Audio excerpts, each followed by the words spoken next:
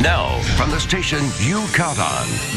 In-depth, investigative coverage of today's biggest stories. This is KARK 4 News at 10 in high definition. Good evening to you. Thanks for choosing KARK 4 News tonight. I'm Jessica Dean. Bob has the evening off. Childhood, it's a time of growth, making friends and creating memories. But for some kids, it just doesn't come so easy. In Arkadelphia, families discovered the gift from a stranger can make all the difference in the world for a life of a child with disabilities. KARK4's Marcy Manley sat down with a little boy who, for the first time in his life, has found a friend just like him. She has more now, in depth. For all his 13 years, Kyle Canuck's been missing an important piece in his life. This is Christopher. A friend who bears the same scars. Goes over your face like that? Yep.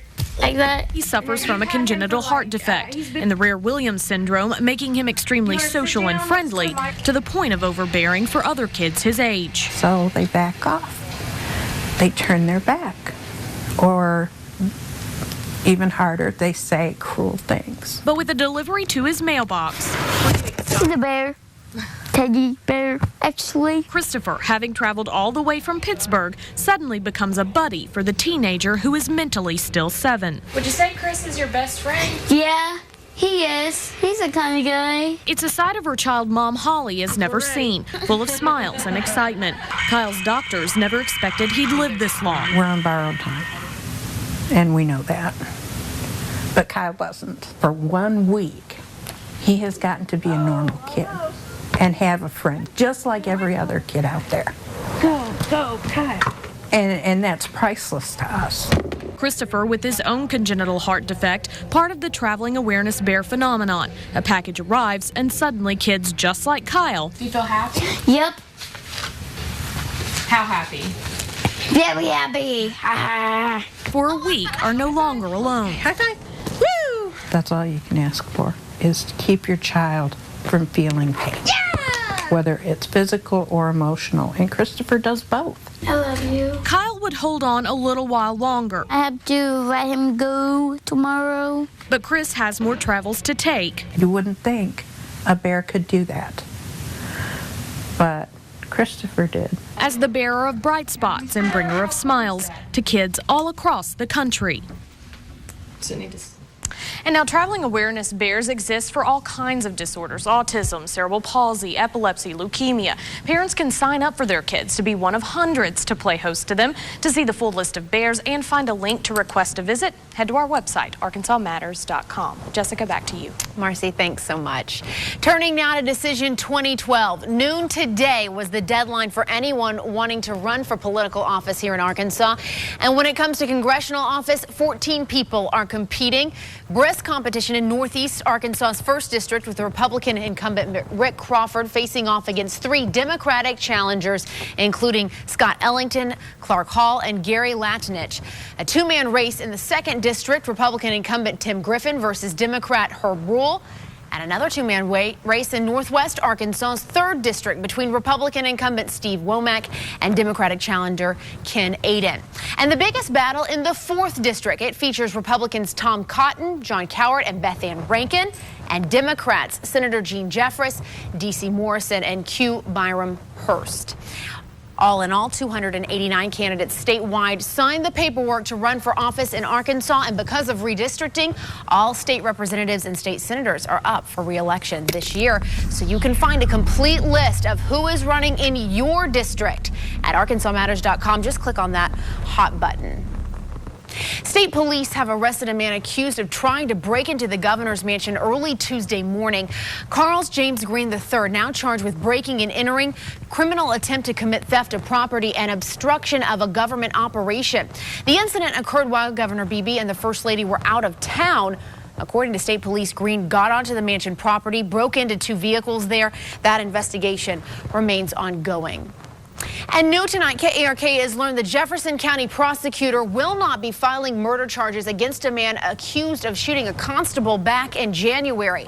The prosecutor says Edward Blundell was justified in killing Constable Tommy Holcomb at the Speedway gas station. He says Blundell warned Holcomb he had a gun, and Holcomb still approached Blundell at his car with a weapon. That's when both fired shots at each other. The prosecutor says Blundell did not have a license to carry that gun, so he will be charged with a misdemeanor. Now to a KARK4 News update to a story we first broke last night at 10 after a man barricaded himself from the Little Rock SWAT team inside of a downtown Little Rock home on State Street. Police say Dwayne Bush was arrested after the over 4-hour standoff ended. Police ultimately used tear gas to get him out. Bush reportedly shot at his brother with a sawed-off shotgun, then locked himself inside that home. He's now charged with aggravated assault and possession of a firearm. And an arrest made in a North Little Rock pipe bomb scare as North Little Rock police, along with ATF, arrest Aaron Lewis. They say Lewis responsible for sending a pipe bomb-like device to the Family Service Center on the 600 block of Broadway Street in North Little Rock on Wednesday, prompting the Little Rock Bomb Squad to come in and assess that situation. Lewis is now in the Pulaski County Jail and faces possession of an unregistered destructive device. We'll keep you updated on that one. A 65-year-old man behind bars tonight. This after being accused of raping a 17-year-old over the course of several years. It all happened in Hempstead County, according to the sheriff's office there. It's a developing story we're following at this hour. Bobby Parks of Blevins now faces rape and sexual indecency charges. Hempstead County Sheriff James Singleton says a hotline tip launched that 2-month investigation and eventual arrest of Parks. Singleton says, according to the teenage victim, she was forced by her grandmother and mother to have sex with Parks at a rural home from age 13 to 16 for cash. She's now 17 years old. Told investigators, she did have to resort to the use of drugs, methamphetamine and other drugs that was supplied by her mother to go through with these sexual acts. And the money she received allegedly used to pay for drugs. Again, that's according to the sheriff's office. Now from KARK4, your weather authority, Chief Meteorologist Keith Monahan. Well, good evening, everybody. It was a very warm May-like day across Arkansas today. Unfortunately, it's only March the 1st. These are average high temperatures for the second week of May. Made it to 73 at Harrison today. It was 80 here in Little Rock, 81 at Monticello, and Arkadelphia, one of the warmer spots, topping out at 82 this afternoon. And we really haven't cooled down too much. Temperatures generally holding in the 50s and 60s. A couple of locations still holding in the 70s. Most places tonight should see overnight lows anywhere from 20 to 25 degrees above average, which generally are running in the 30s to around 40 degrees across Arkansas for the beginning of March. Moisture beginning to increase. Dew points, a measure of how much moisture is in the atmosphere. Dry air still along the Missouri state line. But you can see those dew points rising into the 50s, even a few low 60s to the south. That's a sign of the moisture return we're expecting, and also will help fuel the chance of a couple of showers and thunderstorms a little bit later on tonight. Clear skies right now over the northern half of the state. Some mid and high level clouds moving through the southern half of the state. We do have a warm front that's developing over northeast Texas, northern Louisiana, out to Oklahoma. That warm front will be shifting northward, and that'll combine with a weak disturbance out in central Oklahoma that'll run along the Missouri state line between about 3 o'clock and 6 o'clock tomorrow morning. That's when we expect the possibility of a few showers and a couple of isolated thunderstorms, especially along and north of Interstate 40. Unfortunately, or fortunately, depending on your point of view, a lot of that moisture is going to be shifted to the east before the cold front ever arrives tomorrow afternoon. So we're only going to see very small chances of showers and thunderstorms with that front. Best chances will be the Mississippi River and points off to the east. Colder air filters in behind that front as we head toward tomorrow night and into the day on Saturday. Saturday, a blustery and cold day expected.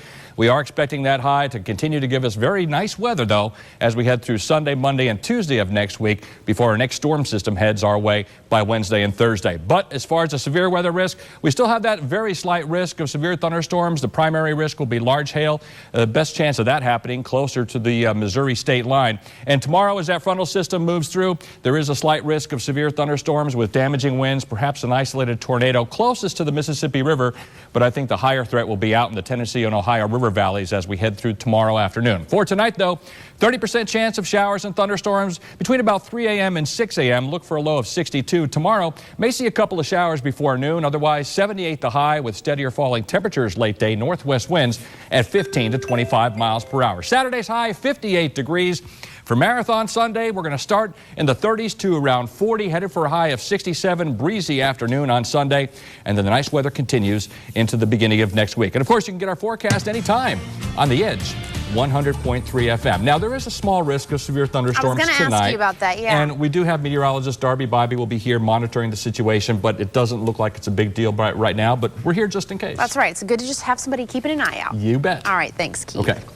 It's one of the biggest parties going on in Central Arkansas right now as the Jimmy Buffett concert continues. And KARK4's Deidre Wilson is live in North Little Rock with what I would think is one of the best assignments tonight. Hi, Deidre.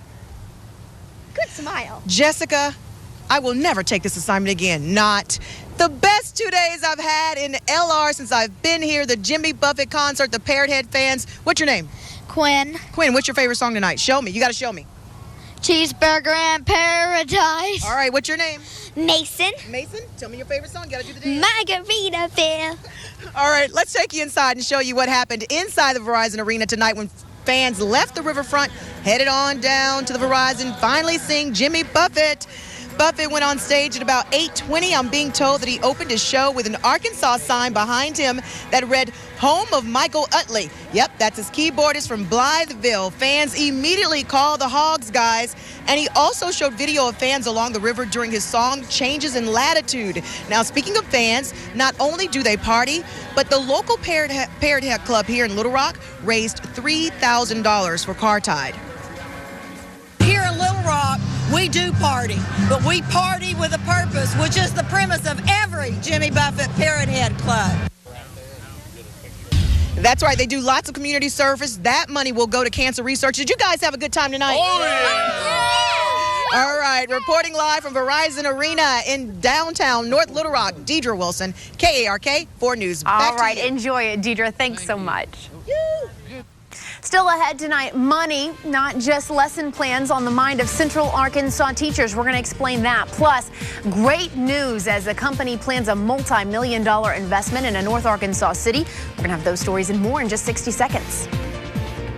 This is KARK4 News at 10 in high definition with Bob Clausen, Jessica Dean, Chief Meteorologist Keith Monahan, and Sports with Carrie O'Hara.